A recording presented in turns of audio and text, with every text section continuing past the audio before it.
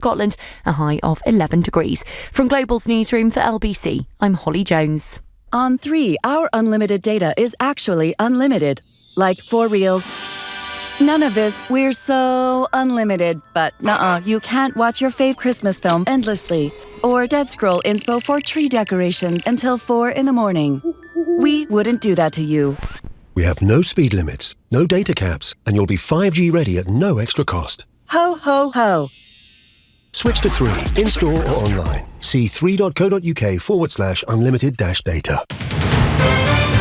This is LBC from Global, leading Britain's conversation with Iain Dale.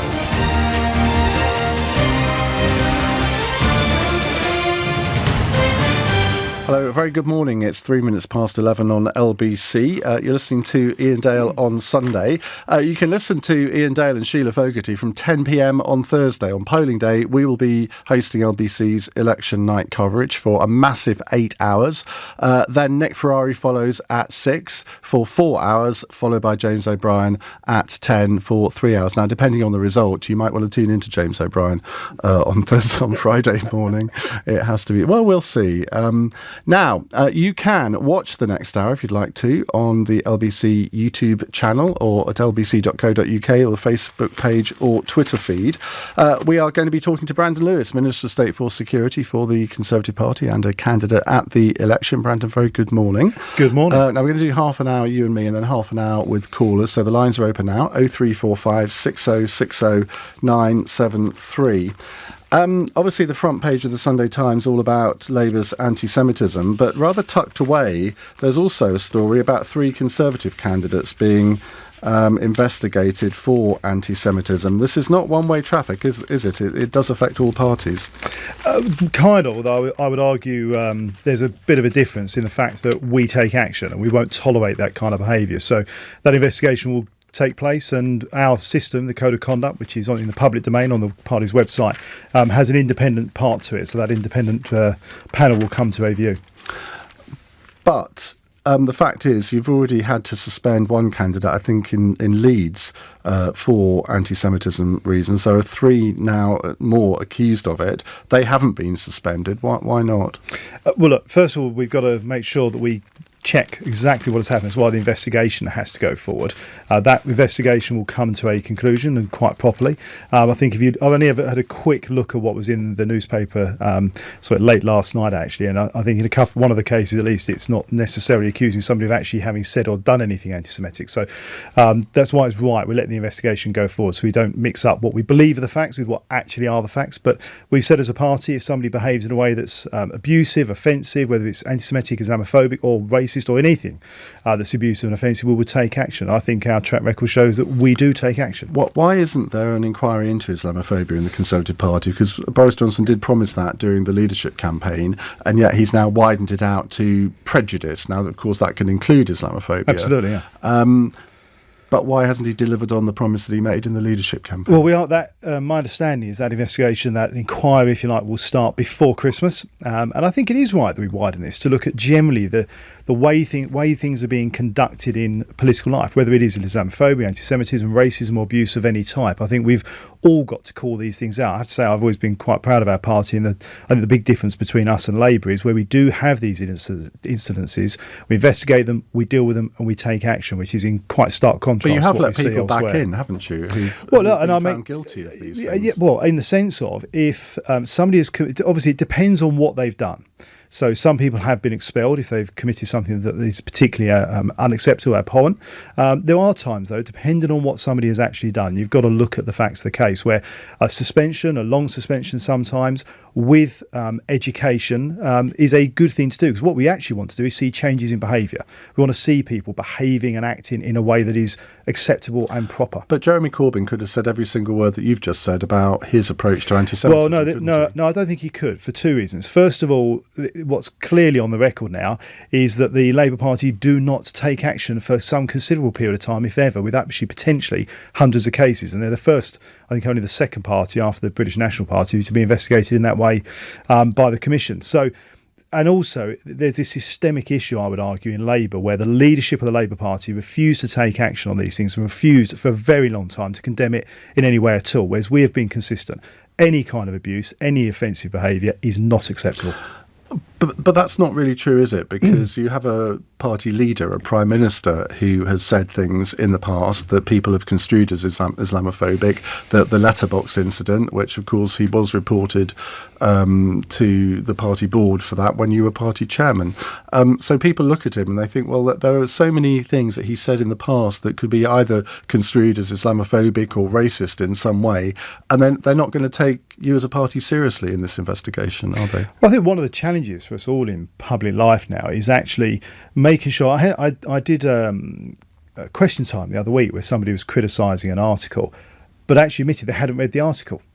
And I think one of the things we've got to look at, and in that case you talk about with the Prime Minister, actually, that went to an independent panel that absolutely cleared him, and not least of all because the article he was writing was defending women's rights to choose what they wear and when they wear it. And I think actually we've got to get the line right between what is genuinely unacceptable, offensive and abusive, but also we've got to still be able to have that public debate. Another story on the front page of the Sunday Times: cancer patients face record wait, worst waiting time since records began for all 9 NHS cancer targets between April and September. The lowest percentage of patients were treated on time since the standards were introduced a decade ago. A friend of mine, someone you've met actually, has been a victim of this, was not seen for weeks and weeks and weeks. And if you suspect that you've got cancer, or you get a diagnosis and then there's a massive gap between that and the treatment, that is really worrying for people, isn't it? I mean, how can you say that your health policy is working when you've got these figures out? Well, look, I think, Ian, obviously, I'm not quite sure exactly who you're talking about, but all of us, pretty much most people will know somebody somewhere in our lives has been affected by, or we've lost friends and family through cancer. And no, you don't want to see anybody having to wait for a long period for treatment for anything in the NHS, and that's why we want to continue to invest in the NHS. You know, we all know that demand in the NHS is going up, investment has been going up. We're trying to make sure the NHS has the investment it needs. In fact, we're going to put that firmly into legislation to confirm it based on the requirements of Simon Stevens and the NHS's team. So we continue to do what we can, and also in research and development to further develop the kind of drugs and treatment we want to see, to be able to make sure that situations like that in the future, even as demand rises, are minimised and preferably don't happen. But you have been in power for 9 years, and the target for cancer patients being referred within 2 months is 85%. In September, that was 76.9%. 168,390 patients were not seen or treated within the specified times. That figure's up 24% on the same period last year. Now, that is not sustainable, and for a party that wants to get back into government and run the health service, you can't blame Labour for making hay with those figures, can you? Oh, well, I don't think I'm blaming Labour for this at all. My point is actually the NHS. I think is you're something about to. No, well, not quite. Our position is very simple, that we want to continue to invest in NHS. We want it to give people the best possible care so that everybody gets the treatment that they need, free at the point of delivery. To do that, and I suppose this is where I'm going to probably cross that line in slightly criticising Labour, but not too directly. To do that, we need to be able to invest in it. To be able to invest in the NHS at record levels that we are doing and want to do as we go forward, we have to have a strong and stable economy. To do that, we've got to take uncertainty out of the economy. So we need a Conservative majority that can deliver these things. And obviously that starts with getting Brexit God, done. it was 2017 all over again then, when mentioning strong and stable. Anyway, let's not go back there. Immigration, again, front page of the Sunday Times. I'm not going to go through all of the newspapers in this interview, but I do think this is quite an interesting development, where the front page of the Sunday Times and the main article on the front page of the Sunday Telegraph, is this playing to the Conservative base, that you're slightly worried that maybe some of the base is drifting off and talking about immigration gets them back? No, actually, I think immigration goes back to one of the simple fact that I saw during the referendum campaign. I have to say, over the last couple of years since, is I think ending freedom of movement and having a fair, proper immigration policy that shows that we have got control is something that's been, I think, on the agenda for people for quite some time. I mean, when I was the immigration minister a couple of years ago, I was quite often, I think probably even on your show, Ian, challenged around reducing immigration and where we were with the figures, although it did fall when I was immigration minister. So I think it is right. As we leave the European Union, and we will get Brexit done by the end of January, we have a chance to create a new immigration policy, a new borders policy. One of the challenges we have in this country is, first of all, we have effectively two systems, the rest of the world and an EU free movement system. And our wider immigration system has been one that's been pretty much in place for a couple of decades now, and we tweak it and we move it and we change things to reflect what's required at any given time. But that means that it's grown to be this great tome of a document and a sort of a book around the immigration rules and regulations. We've got an opportunity to have a clean slate, get a clear immigration policy that's clear for people to understand, simple for business and people who want to migrate to this country to understand, with a really clear set of rules that treats the world equally. So it's based on your skill set rather than your geography. But you will understand why people maybe don't trust you on immigration, given the fact that over the last 9 years, you could have controlled non-EU immigration, but that's gone up exponentially. You had this target of tens of thousands. You never met that with the rest of the world, let alone the EU. So why should people trust the Conservative Party on immigration? Well, we did. First of all, I will say we have had periods where immigration has fallen. But I think it's just quite important. I don't think it is fair to say that we could have controlled non-EU immigration even over the last 9 years. And really? Yeah, because look, why not? Well, two reasons. Well, firstly, on the obviously EU, we've got free movement. That is fixed. It's only when we leave the EU we can deal with that. In terms of wider immigration, I think a couple of things. First of all, for the last few years, Parliament has been absolutely frozen in this Brexit question, which we've got to get done. That's why a majority for us is so important. But more importantly, to do immigration changes are always controversial and are always challenging. I think a government needs a majority to do that. Now, we had a coalition, and let's be frank, the Liberal Democrats have never been renowned for wanting to crack down on immigration. And then we haven't had a real working majority since then to be able to do this kind of legislation. But equally, knowing that we're going to leave the European Union, there's no sense in doing a change in immigration until you can do an immigration policy for the world. And that's what we're now doing. So I can say to people, this is work that's been going on for a couple of years to make sure we're developing this properly. We want to introduce this so it's in place for when we leave the European Union. And as I say, it will treat the whole world based on skills rather than geography. So will you guarantee that the overall immigration figure will come down year on year on year? Yeah, we're not setting arbitrary targets. I'm not going to make that mistake, which has been exactly. Yeah, let's be frank about it. But when you were immigration minister, were you arguing for that to be abolished? But Theresa May just wouldn't do it. Look, I'm not going to I've never gone into private discussions between myself and cabinet colleagues, let alone the Prime Minister, and I'm not going to be tempted now. What I would say, though, and I made this point, I think if you go back quite consistently, that I always thought the figure was actually around showing people that we had control. Because I find when you talk to people, even people who feel really strongly about immigration, what they want to see is that we've got control, that we know who's coming to the country. They're people we want to have in our country, not criminals or people who have nothing to contribute to our country. And our new policy will be one that is based on actually having control. And because of that, it means we can actually work to see immigration fall. And our focus is to see immigration fall. And will you guarantee that it will? Yeah, I think we can with this structure, with the Migration Advisory Committee. Part of the remit we're going to give them isn't just to report back on the skill sets that are required for different parts of the economy, but to do that in the context of seeing falling immigration. But why do you want falling immigration when we have more or less full employment in this country? And there are large sectors of the economy, not just with what Boris Johnson calls talented people, where there are lots of job vacancies. There are lots of unskilled job vacancies which British people aren't filling. So why the concentration on the skilled immigrants rather than necessarily the unskilled, because they are required as well? Well, the new system will focus right across the board. So there'll be three categories effectively that people can qualify for. One is the exceptional talent, which is the investors, the high-level award-winning scientists, then the skilled workers, which is people coming into the NHS, people in the Migration Advisory Committee to show the economy needs those skill sets. And the other part will be those sector-based parts of the economy, which is agriculture and schemes like the Seasonal Agricultural Workers Scheme, which we've just brought back actually, and we've just extended that to be up to 10,000 people.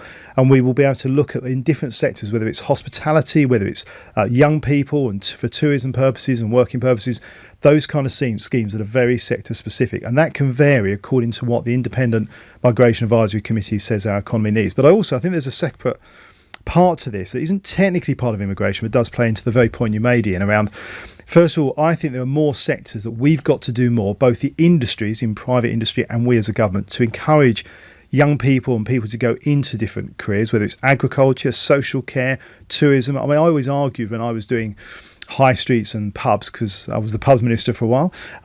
You've got around, haven't you? The fire minister, the pubs minister, immigration minister, now security. And when I was doing pubs, one of the points I made was quite often I think we look at somebody working in a pub, particularly young people, and it's a holiday job or an after college job, something like that.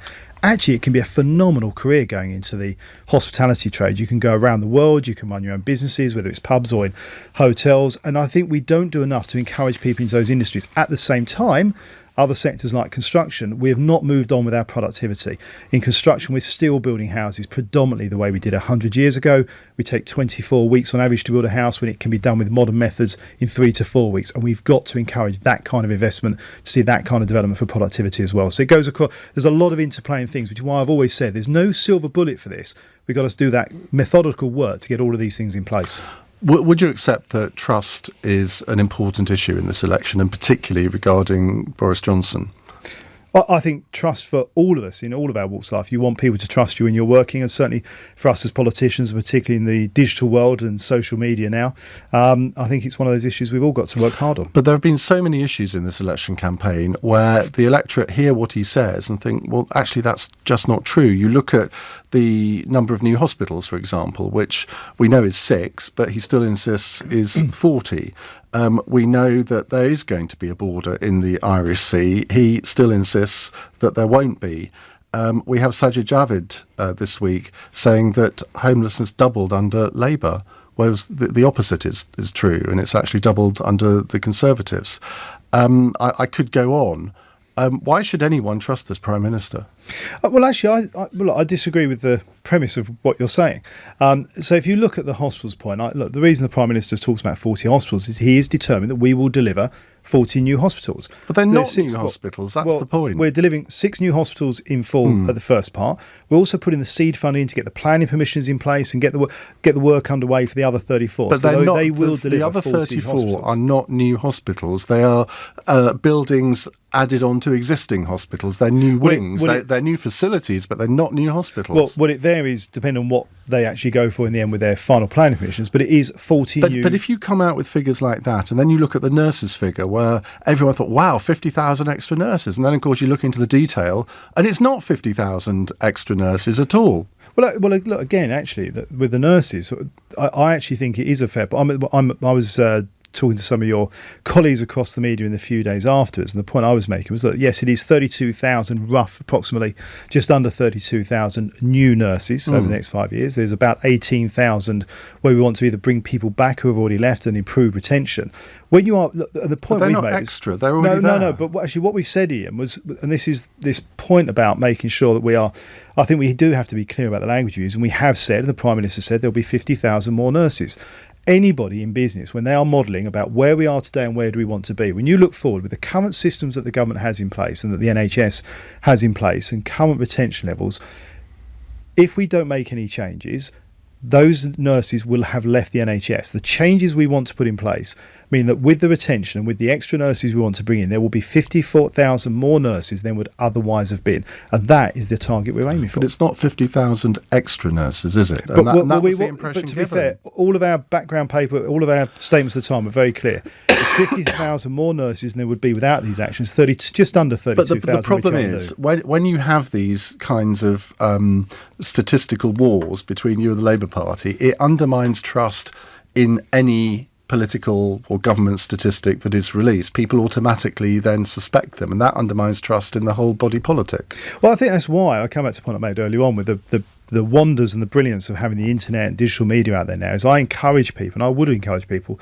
to go and look at these things for themselves, not just take things at face value because somebody has argued something on Twitter, but actually go and look at the details themselves. And the difference I would say, and the reason I would say people can trust us, is look, we do actually, if we outline what we're looking to do, we've, Boris, when he was Mayor of London, has delivered on falls in crime, he delivered on improvements in housing, in TfL. Quite the opposite has happened under the Labour Mayor since he left. And we are very clear about what we want to deliver. I think when you look at what Labour are offering, for example, most of it isn't costed, despite what they say in their manifesto. They've announced other things that aren't costed, and the nationalisation certainly isn't costed. The cost of people's pension funds isn't costed, and that's why we think we've got an offer that is saying to people, look, we're upfront about this. We've got to get Brexit done. If we don't get Brexit done, Parliament is going to stay frozen. There's only one way to do that, and that's to vote for the party where every candidate said they will vote for this, and then we can move on to that domestic agenda. Well, let's move on to Brexit. This morning, Boris Johnson said to Sophie Ridge that there would be no forms, no tariffs, no checks on goods coming from Northern Ireland to the United Kingdom. That's simply not true, is it? It is correct, yeah. There will be forms. I mean, you obviously mean Northern Ireland and Great Britain, but within the UK, we will be one single customs union.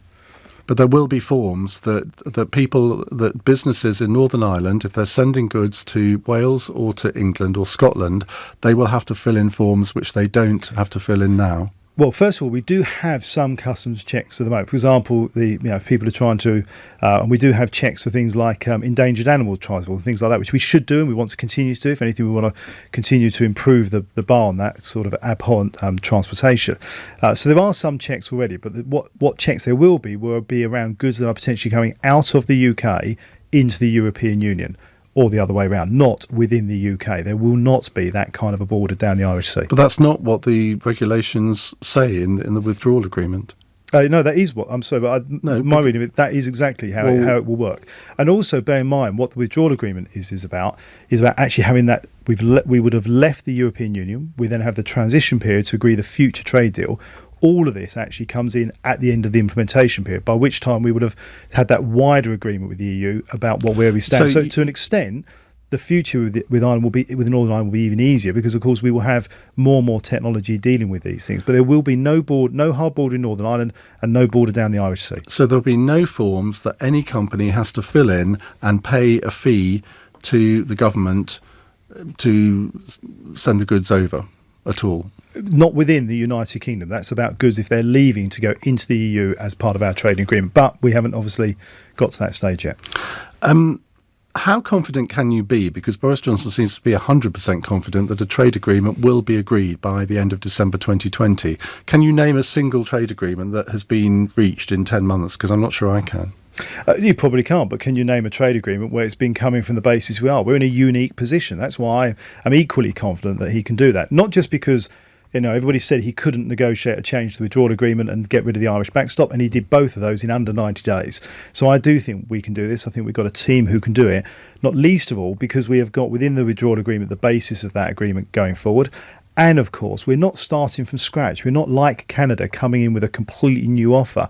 We're a known trading partner who is just so could take 5 years rather than 7. No, I think we will do this by December 2020. A full free trade agreement or just a bare bones agreement? We will have the free trade agreement. That means we leave the European. We're going to, we'll have the withdrawal agreement done by the end of January next year, and we will leave December 2020.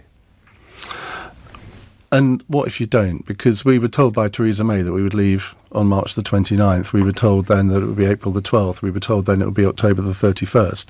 And obviously we all know that it wasn't. There is no guarantee that you or the Prime Minister can give that we will definitely have a free trade agreement by the end of December, is there? Well, there is a guarantee I can give, but it does rely on all of your listeners going out and voting Conservative on Thursday the 12th of December, and that is we need a Conservative majority. Yeah, but without that doesn't guarantee a free trade agreement by December the 31st, does it? Your background, Ian, for saying that we can't get that trade agreement is we promised various dates over the last year or so around getting out of the EU and they weren't matched. You're quite right. I'm hugely embarrassed to have been part of the Parliament that didn't deliver on that referendum with the various opportunities we've had. But that was why we're having the general election. Parliament was frozen. There was no clear working majority to get anything done. We need a working majority, not just for Brexit, but for things generally. And I think we've shown that that kind of hung Parliament does not work in this country. We've got to get that majority. We can get Brexit done, and we will then have a majority. That means we can get that trade agreement through our Parliament. And yes, I'm confident we can do that agreement with the EU because we're coming from a very different position to anybody who's done this before. Somebody's saying, why the majority of LBC broadcasters blatantly left-wing? Is that how I'm coming across in this interview? I don't know. Who knows? What if there is a hung Parliament, though? Because it's a possibility, isn't it? You've got to entertain that. Well, yeah, I think I've probably, when I was chairman, been on your show talking before. Every vote matters. I have seen people win and lose local elections by the drawing of cards, by 3 votes. That has taught me that every vote matters, and we take nothing for granted. It's going to be particularly difficult. Obviously, this week it's winter, it's dark nights, so we've got to encourage people to come out and vote on December the 12th. That's how you stop a hung Parliament, is come out, vote Conservative, so we can have a proper working majority and get this done. Let's talk a bit about your role as Security Minister. And I know there are questions I'm going to ask you which you say that you can't go into any great detail on. But you must be concerned by this document that Jeremy Corbyn brandished at a press conference a couple of weeks ago. It now appears, according to Reddit, where it was first published, that there was some sort of Russian involvement in that. Now, nobody seems to know exactly what, but that must be a concern for you. Actually, the concern in that, for me, is that Jeremy Corbyn has been waving around something that doesn't actually quite say what he says it says, the same as we have with the NHS. But it is a valid document, though, isn't it? He's waving around a document without really checking how and where it's come from, which I think is a slightly odd thing to do as a leader of a party like that. But in terms of the document itself, look, I've seen what Reddit have said. That's going to have to be investigated. I think it would be inappropriate to comment too much before the investigation, but obviously we do need to get to the bottom of that, yeah. But presumably the security services are investigating it. Well, as I say, I'm not going to comment on the investigation. Well, no, you don't have to comment on the investigation, but there is one going on, presumably. We do need to... Oh, yes, sorry. There will be an investigation into that document to just get to the bottom of exactly where it came from. One of the things I have learned in this job, and actually I saw this with previous situations when I was in the Home Office a couple of years ago in a different role, is what we sometimes understand at the early stages of something happening as the actual facts. Once you start getting into an investigation and more facts come through, you start to find actually what you thought originally is not necessarily correct, which is one of the reasons why I think it's always a bit... it's sometimes dangerous to start commenting too early on things before we know the full facts. Have you seen the Intelligence and Security Select Committee report that hasn't been published? Yes. Why won't you publish it before the election, particularly given this report today? It's quite simple, actually. I've been a bit surprised over the last few weeks about some of the furore over this. These documents go through a process. We are still well within the time frame they take on average. But it's ready to go. But no, that's what Dominic Greaves says. That is not necessarily and one the or case. two other members of the committee as well. Well, it's interesting what the committee say, but that's not the same as the government giving proper consideration and going through a report. They take 6 to 8 weeks on average. We're still within that. Obviously, we can't publish it while we're in purdah. Once the general election is over, that document and the government's position on it will be published. So it definitely will be published. Oh yeah, look, these documents some people are saying because it will be a new parliament, there's no actual legal imperative on you to publish it. There is no reason for my understanding. That document will be published, but there is a statutory duty on the Prime Minister to give it proper consideration, as we all need to do, and go through it because there is national security issues involved. But that document will be published at some stage within the normal time frame after the general election. Okay, well that's the end of my questions. Over to you at home, 0345 6060 973 if you'd like to ask Brandon Lewis a question over the course of the next half an hour. Don't forget you can of course watch us on the LBC website, YouTube, Facebook or Twitter. It's 11:30 news headlines on LBC with Holly Jones. As we enter the final week of campaigning, political parties are making a push on their election pledges. Labour says it would put in an extra £10 billion into social care over the next 5 years. The Conservatives are promising a points-based system for immigration, while the Liberal Democrats are pledging £50 billion for infrastructure outside of London. At least 43 people have died in a fire at a factory in a crowded grains market in central New Delhi.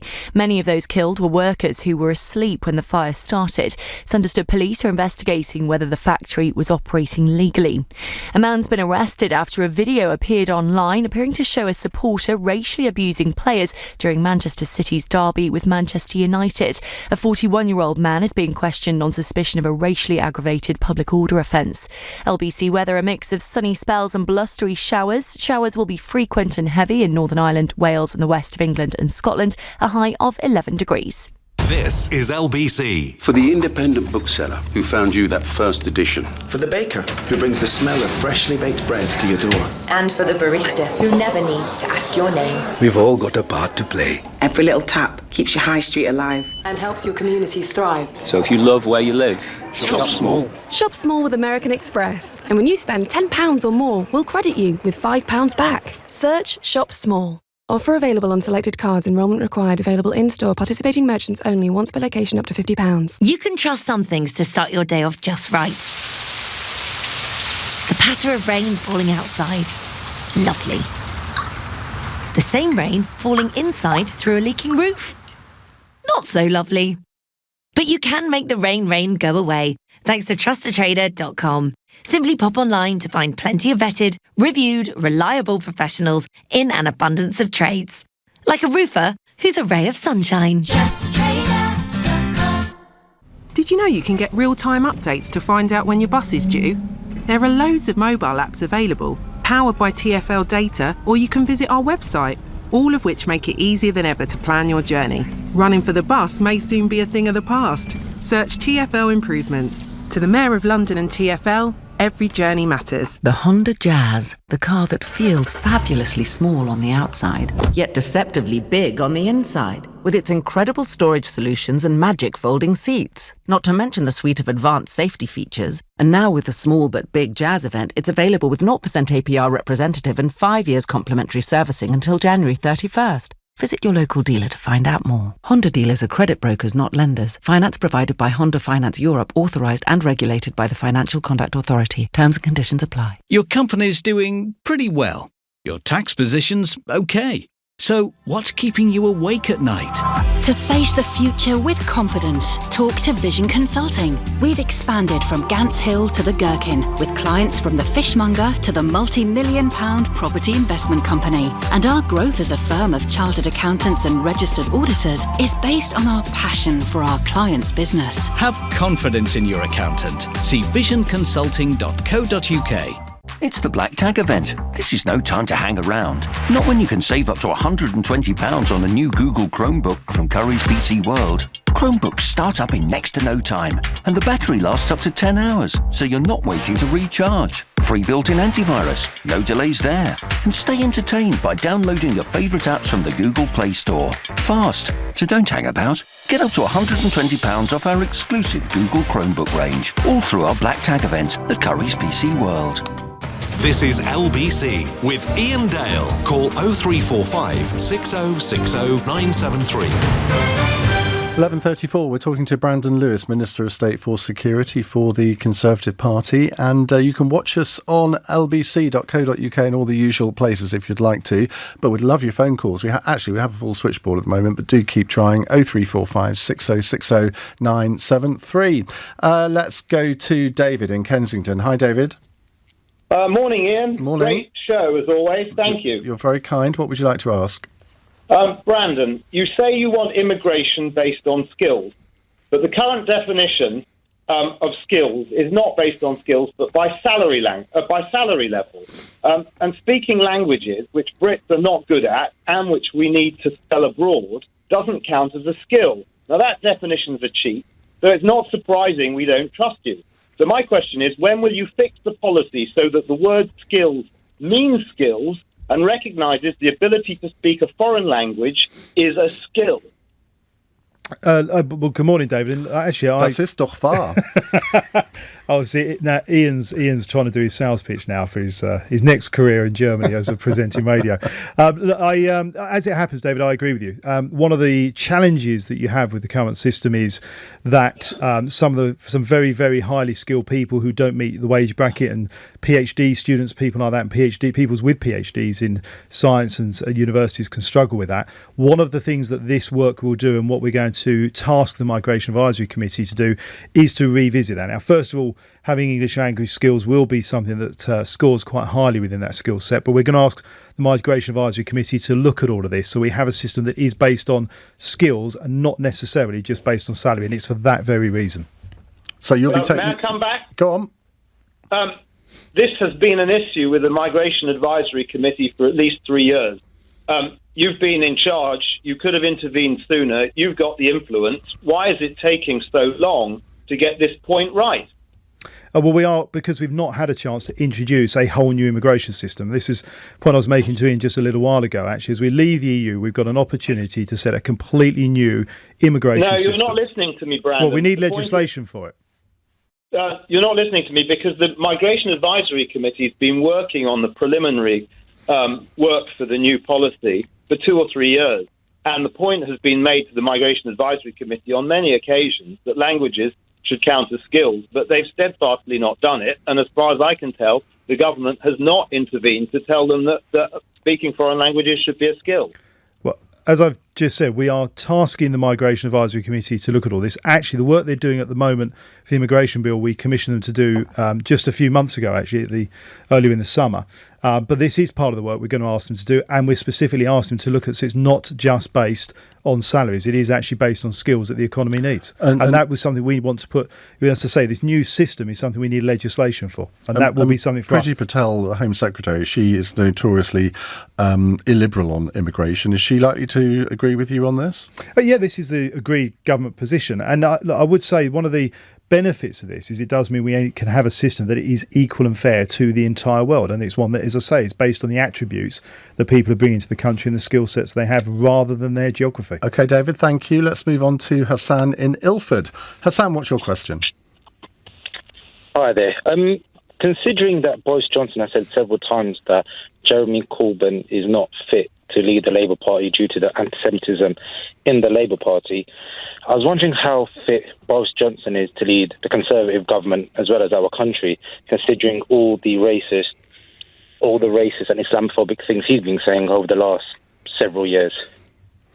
Well, we kind of did cover this a little bit earlier, but... Yeah, and as I said early on, I think the difference is in the Conservative Party. We've dealt with these issues where we've got members or councillors occasionally who have done these things. We've dealt with them. We deal with them as swiftly as we possibly can, allowing for proper due process, unlike the Labour Party. And look, we are talking about somebody in Boris Johnson who was mayor of one of the most diverse cities in the world, brought that city together, won it, and then won it again. And I think he's somebody who's shown over the years that he is actually passionate about ensuring that we have a proper, strong, integrated society and communities.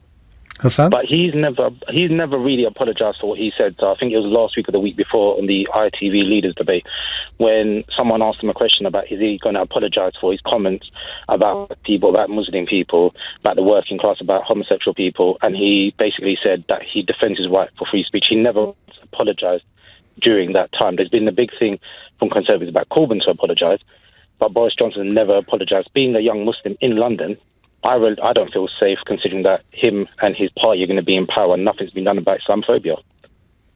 Well, look, first of all, in terms of Islamophobia more generally, I think there is a real... No, what about specifically? I mean, Hassan thinks his Prime Minister is an Islamophobe. Well, he's not. And look, let's be very clear. First of all, he's not. As it happens, over the last couple of weeks, Boris himself has said that we all of us actually in the Conservative Party apologise for anybody who has felt any kind of taken any offence at anything that's been said by anybody in the party. And I was chairman of our party.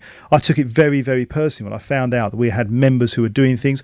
I have to say, there's a big difference between reality and some of what they were saying. I can remember a point where somebody in the media was saying they'd reported, I think it was something like 75 cases to the party. It turned out 4 of them were members of the party and 2 of them were cases that have been dealt with, including an expulsion. So we've got to also make sure we are clear about the facts of this, and that is why it is important we get this investigation, this inquiry done, which will start before Christmas. Hassan, final go? I understand where you're coming from, and I can see that, maybe some things have been done in Conservative, but still, the Prime Minister, has never actually apologised.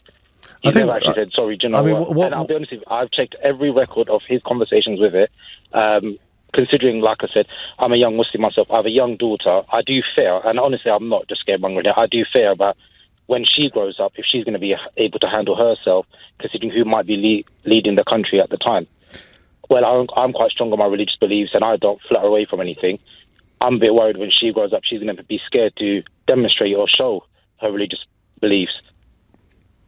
I share the desire that I think all young people, all people, not just young people, should have that right to have their religious belief and feel confident that they can express that in the way that is right for them. And I defend your right to do that. And I think it is sad if anybody feels they can't do it. It's why we as a society have got to make sure that we are cracking down at any form of both religious hatred or racism or any kind of abuse. As I say, I have a pretty low tolerance of bullying of any type. And when I was chairman, when we found these kind of cases, we dealt with them swiftly. The party has continued to do that. And I have to say, one of the things I would say about the Prime Minister and Boris Johnson is the article that people often refer to. It's worth having a full read of the article. You may well have already done that, but it was actually arguing for the rights of people and women to choose and have that choice themselves and their own rights about what they wear and how they dress. But why can't he just say, look, I chose my words clumsily. It does not reflect my views. I'm sorry for any offence caused. Why? It's a simple thing for him to say. Well, because I think he just comes out with this. Apart from the fact Boris has has actually. As I say, I think if you look back at some, I can't remember where it was one of the interviews over the last week or two. He made the point about apologising actually for the whole party around anybody who's been offended by anything that's been said. But as I say, I think it is right. But he hasn't said that about his own words. Well, I do think it is right that anybody who is in politics and is making a case of something, and the point Boris was making in that case was one that was defending the rights of women to wear what they want to wear and to have that freedom of choice. Hassan, thank you very much. John has texted this. Mr. Lewis, you are lying about the Russian report. In the past 12 months, your party has received nearly £500,000 from Russian donors, £3.5 million since 2010. The suppression of this report is nothing to do with national security and all about your dirty dealings. No such thing as a free lunch, as they say. Well, so it's a serious issue, and I'm only laughing because it's a ridiculous comment. Look, first of all, the report will be published in due course, and people will have an opportunity to take their view on it. But I would say that's simply factually wrong about the Conservative Party. What that person is referring to is people who have donated to the party. They're in the public domain. It's transparent because we declare as per the Electoral Commission rules. People who have got surnames that sound Russian. They're British citizens.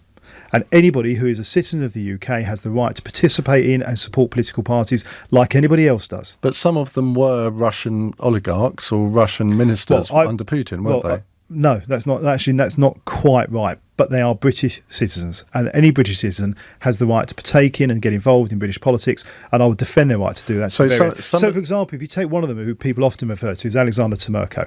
Alexander Timurko is somebody, and I heard one of your callers before I came on air was talking about the offshore renewable industry, which is very big in my part of the world, and he is somebody who has invested in that, and his business actually has been in offshore renewables, actually in my part of the world as well as elsewhere in the UK. So these are people who are part of our economy. Alexander is somebody who writes quite prolifically, even in the Times, which you were quoting from earlier on. So he's not somebody who's shying away. This is a British citizen who is a businessman and investor in the UK. So you have no qualms about Russian nationals who come to this country and get British citizenship. You have no qualms at all in having them as party donors? No, none at all. I think if somebody is a British citizen and they are due diligence and they are proper donors, which they are, which is why they're declared through the Electoral Commission properly in transparency, have as much right to partake in British politics as any other British citizen. Jacob is in Downham Market. Hello, Jacob. Hello. As Security Minister, I'd like to ask Brandon Lewis, should we not be giving all terrorists like Usman Khan from the London Bridge attack whole life prison sentences without parole? Well, I think it's a difficult one to give you a straight yes or no in the sense of whole life prison sentences. I think for the worst offenders, yes, but ultimately that will be a matter for the judiciary. We are going to change. We have already changed the law around sentencing. We're going to change it further. I do think we have to have longer sentences for terrorism. It's something actually the Prime Minister has argued for some time now, and we are going to make a further change. We did make some changes in 2012, which sadly didn't affect the case of Usman Khan because his conviction was back in 2010, so it fell under Labour's early release scheme from 2008. But we definitely want to make those changes. Ultimately, our first duty is to keep this country safe, and I think people who are going to commit that kind of offence know that they will face the full force of the law and justice. Jacob? Yeah, absolutely. Well, one of my concerns is a lot of people think about rehabilitation is just important. But as I understand it, Usman Khan had been taking part in a de-radicalisation programme. He was given a laptop to accommodate that. And despite us trying our best to rehabilitate him, he was clearly deceiving us into thinking that he wasn't a danger to the public when the fact is that wasn't true. Well, look, I'm going to apologise to you up front because I can't answer. I'm not going to answer your question in full because it would take me into areas of the investigation. I think we need to let the investigation into what happened come through so we have the full facts, which we will have in due course. There'll be a full investigation, an inquiry into exactly what happened and the process through this.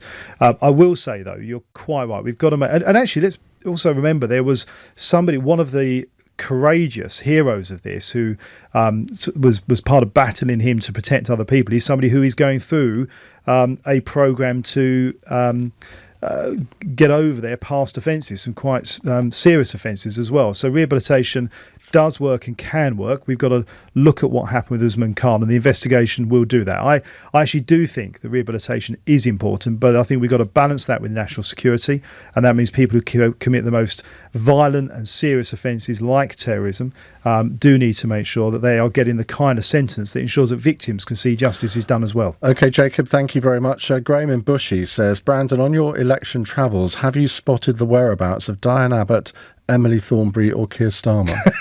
We could add Jacob Rees-Mogg to that list, couldn't we? Well, I've seen Jacob's quite busy on Instagram, actually. I think Jacob is quite rightly, he's making sure that he secures the votes to get himself re-elected in his seat. But no, I can't pretend I haven't really seen him. I've been a bit surprised. I did a lot of debates with Diane Abbott back in 2016. She's been very unusually shy this time round, and Emily's never normally shy, but she seems to have shied away. Right, we'll take more calls in a moment. 0345 6060973. It's 11:47. Coming up at 12 on LBC, Majid Nawaz. We'll be discussing anti-Semitism, but first, the Prime Minister set out his plans for an Australian-style immigration point system. But do they work? Majid Nawaz on LBC. Business like a boss with a new mobile plan from 3. All the usual stuff you could get from a phone contract, like unlimited data, plus 6 months of exclusive benefits from our partners. Spend less time accounting and more time businessing with FreshBooks. Build a website designed to work perfectly on a mobile with Wix. Get a receptionist that's not your nan at WeWork. And nothing says I've got this like a business card from Moo. Get the mobile plan that actually helps your business, because 3 means business. Search 3.co.uk/business for further details. Global Player. Radio, playlists and podcasts. Where it's all together and all for free. Download it from your app store now. Looking for your perfect kitchen? Visit roomsense.co.uk. Quality at a price you can afford. That's Room Sense. Use Swell Heating's online tool to find the perfect boiler in under 5 minutes. Visit swellheating.com. Rely on us to keep you warm. What is back and lay betting? Backing is a traditional bet, like betting that the action hero will save the day. But on the Betfair exchange, you can lay a bet, which is betting on the same thing not happening and taking money from those who think it won't. Why not give it a try? The Betfair exchange. T's and C's apply. Exchange basic package customers pay 2% commission. Other charges may apply. 18 plus. BeGambleAware.org. For the independent bookseller who found you that first edition. For the baker who brings the smell of freshly baked bread to your door. And for the barista who never needs to ask your name. We've all got a part to play. Every little tap keeps your high street alive. And helps your communities thrive. So if you love where you live, shop small. Shop small with American Express. And when you spend £10 or more, we'll credit you with £5 back. Search Shop Small. Offer available on selected cards. Enrolment required. Available in-store. Participating merchants only. Once per location up to £50. Iain Dale on LBC. Text 84850. It's 11:49. Right, more questions to Brandon Lewis. Jill is in, or is it Gill in Billingham? Ian, it's Gil. I'm a fella. Well, it wasn't clear from my screen here, but you're very welcome. What would you like to ask? My question to Brandon Lewis is, was austerity a necessity or was it ideological? Well, necessity in the sense of we're not going to shy away from the fact we had, as a government, those tough decisions to make in 2010 because the economy was in a really bad place. Our borrowing levels were too high. But having said, some people would argue we never had austerity in some ways because quite a lot of areas, like the NHS, continued to see increases in investment. Can I just ask you then, Mr. Lewis, how did austerity affect you personally? So in what sense? Well, my wife is a WASPy woman. It affected her. People who rely on social services and council services affected them. People on benefits, it affected them. How did it affect you? Oh, right. Well, look, first of all, in terms of your wife's situation with WASPy, how did it affect you? Well, I mean, my local, obviously, like all of us, I pay council tax to a local authority. So anybody who's affected by changes in what local authorities offer was affected by. I have to say I'm very fortunate. Were you affected by them? I have to say I'm very fortunate that in Great Yarmouth we had a really well run at that point in 2010 Conservative Council that managed to continue to deliver all of its frontline services. I've not been on benefits or anything like that, so I've not had any experience in that sense. So you were not affected. So when you say it's hard decisions, it was hard decisions which affected other people, didn't affect you personally. Well, yeah, but that doesn't make them not difficult decisions to make. When you're changing things, reducing funding for things, that is always a difficult decision. As a politician, the easy thing to do is to continue to invest and give people everything they want. But we had to make tough decisions. But you make tough decisions which affect the poorest in our society and don't affect the richest in society. It didn't affect you personally, I assume. So you're just confirming that it did not affect you personally. That's all I wanted to know. That answered my question. Okay, Gil, thank you very much. Well, just following up on that, though, I'm reading David Cameron's book at the moment, and he is completely unapologetic for austerity. In fact, he says they didn't go far enough. That's not going to encourage people like Gil to support the Conservative Party, is it? Yeah, no, actually, I've just finished David Cameron's book myself as well, and I was listening to it on audio. You're in the index. I listened to it on audio book, so right. I have to say it's been slightly surreal listening, because David narrates it as well. So listening to David Cameron narrating the book while I've been driving around has been a little bit surreal, but fascinating as well to sort of go back and see some of the thought process behind some of the things that happened back then. I say I'm not in any commission, but I thought it was a very good book. But look, the reality is, if we hadn't made those decisions and got the economy into a stronger place, everybody would have been affected far more in terms of the impression that would have had on potential interest rates, on tax levels, and if the economy is failing, that would have meant more people potentially being at risk with their homes, the whole economy put at risk, and that would have therefore put at risk the investments we were able to make in public services, and certainly the investments we're able to make in them now. Well, rather than listen to David Cameron's book on your way back to Great Yarmouth, you could listen to the new For the Many podcast, which is, I think, just being released within the next hour, because you get quite a big mention in it. And that's all. That's all I'm saying. That sounds a bit ominous. About your future, or maybe lack of it. It depends on the next 5 minutes on this show, maybe. Yeah, quite. Steve is in Brentwood. Hello, Steve. Oh, good morning. Mr. Lewis. Hi. On this question, there was a guy released from prison not long ago by mistake. Straight away he went out and murdered some people and raped some people as well. How in this day and age could that possibly happen now? Yeah, I do. Actually, I do know about this case. This is Joseph McCann. I'm assuming you're referring to Joseph. Yeah, sorry, McCann, Joseph McCann. Yeah. Yeah. Look, I mean, that is an abhorrent case, and we've got to get to the bottom. It looks like that was human error. There is no excuse. That should not have been able to happen. One of the things we are going to do is we're actually going to have a royal commission into how things are working through the probation and parole service, so we can get to the bottom of ensuring that these kind of situations just do not happen going forward. I mean, it's slightly different, as I'm sure you appreciate, to Usman Khan, because he had to be automatically released. There was no role for the parole board, but we've got to ensure that we are doing everything we can to keep these kind of abhorrent, dangerous criminals behind bars. Steve, what do you put it down to? I put it down to everybody being lax and not doing their job properly. And I know they say that the parole service and whoever the people that look after these haven't got enough money, there isn't enough seats, there isn't enough office space, or whatever they call it. It just seems that it's the same old thing again. We'll have a meeting, we'll do this, we'll do that, and 3 years down the line, it's just exactly the same. And then next week it'll happen again. Well, what I would just say on this particular case, it's not actually linked to a finance issue.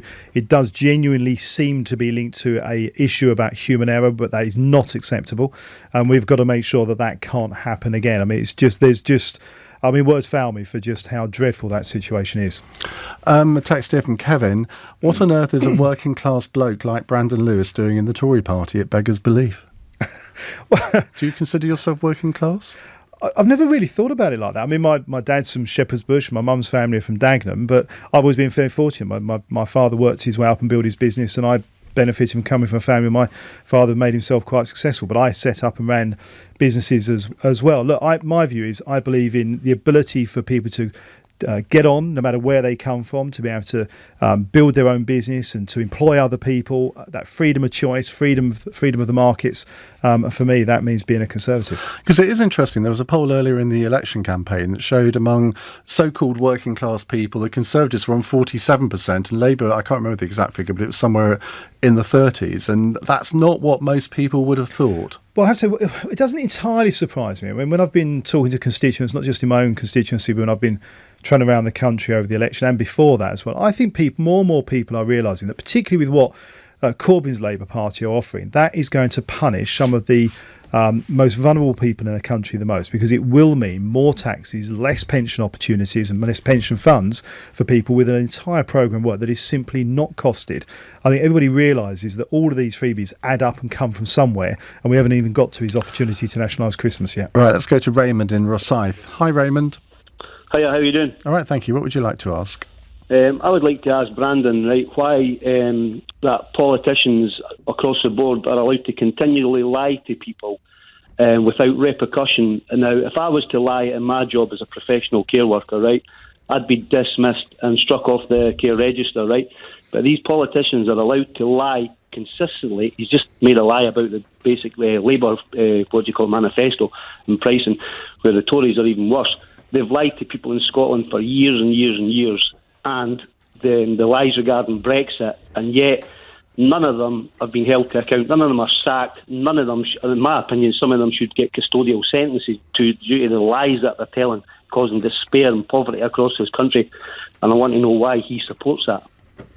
Oh, well, look, actually, you may not be shocked to hear that I actually disagree with you. So, for example, if you take the point you just referenced for me in terms of the Labour manifesto, if you read the Labour manifesto and their costings and can find anything in there about the 56 billion for Waspies or the real cost of nationalisation, please do let me know, because nobody else has been able to find it yet. More widely, I would say, actually, we are held for account, and that is on Thursday, the 12th of December.